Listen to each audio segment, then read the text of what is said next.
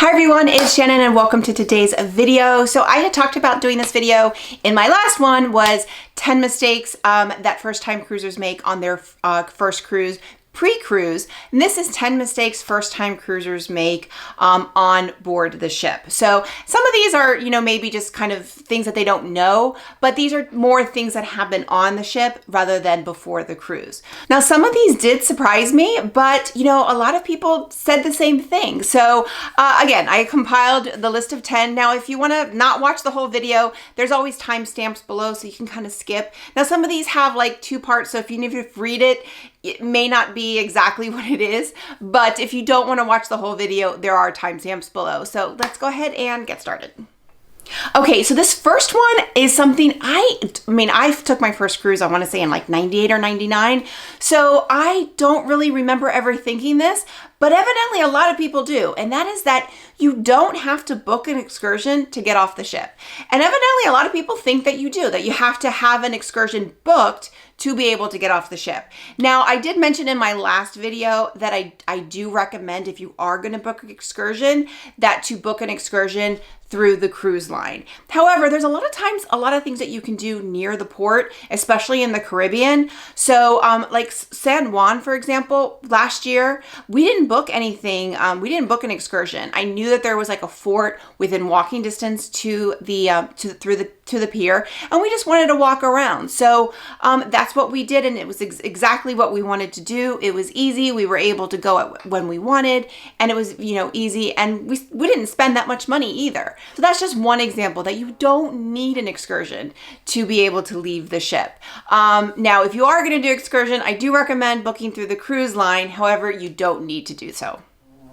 Now, number 2 is not immediately booking anything on board that you need to book, whether that's activities or dining reservations. Like if you buy the unlimited dining package on Royal Caribbean, you can't book any of your dining reservations before the cruise. You have to do it on board. So we're on the Icon of the Seas. Now, we didn't book the unlimited, but we booked the 3-night dining package. We were only able to book 1 night of the 3 nights.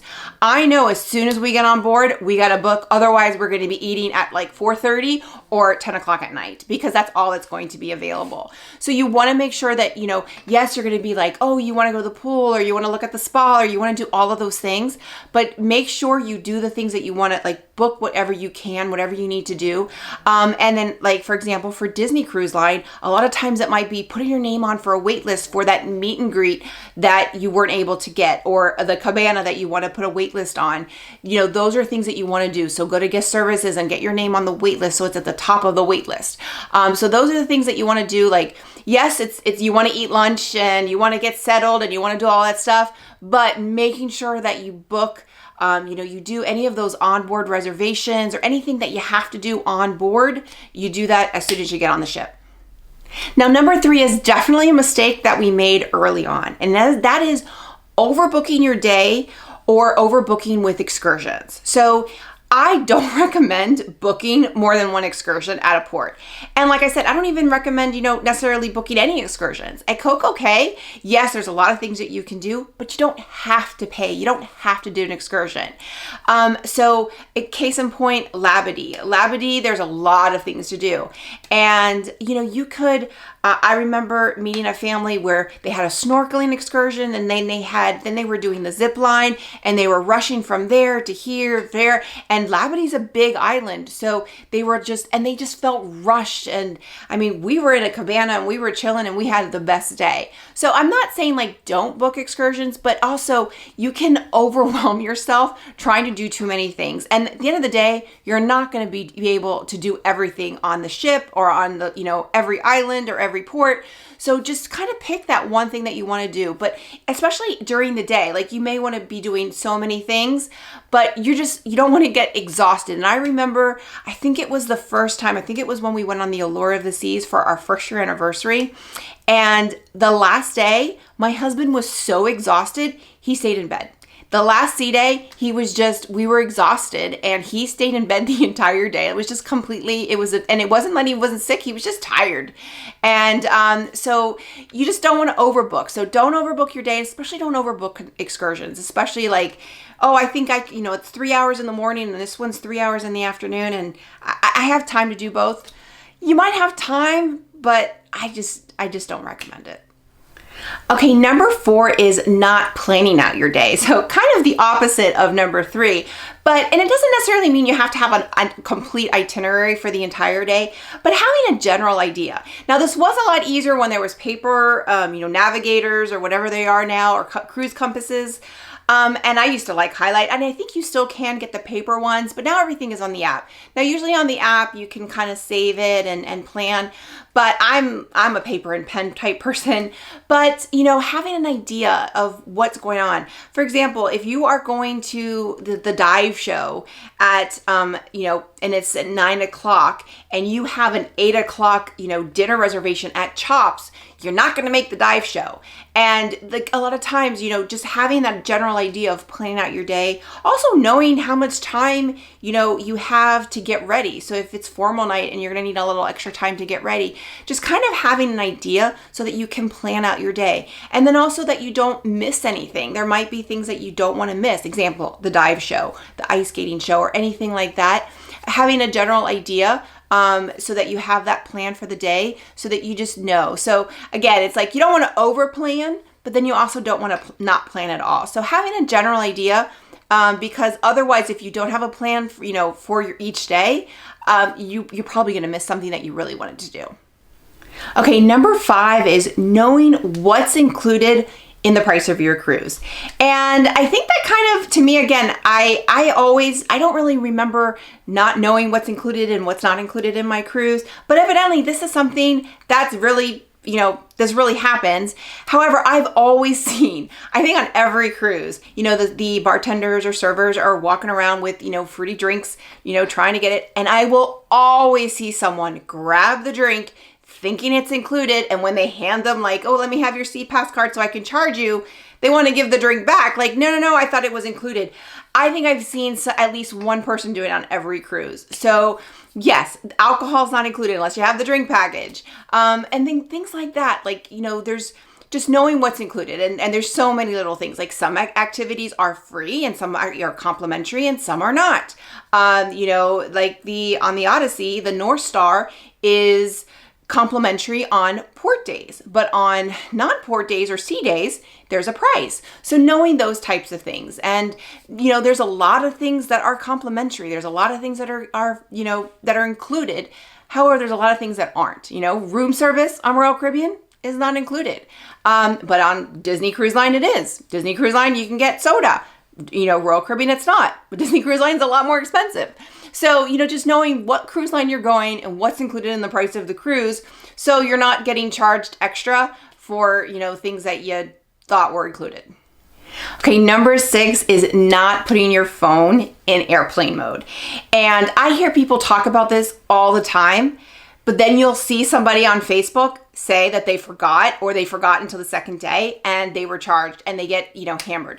I've seen people forget their entire cruise to never do it, but that doesn't really happen as much anymore because I think people, remind it. So I did want to include it, but even though I think everybody talks about this, there's always someone that forgets. So you want to make sure you put your phone in airplane mode. Otherwise, if you don't have any sort of international or sea plan or whatever, you're going to get hampered by your phone bill. So make sure you put your phone in airplane mode. I tend to do it after sail away, but that also is a risk that I could forget. But I usually will set an alarm, and that alarm will remind me to put it in airplane mode. And the reason why I do that is because it works better, in port when there's still cellular data, but I also don't want to forget either.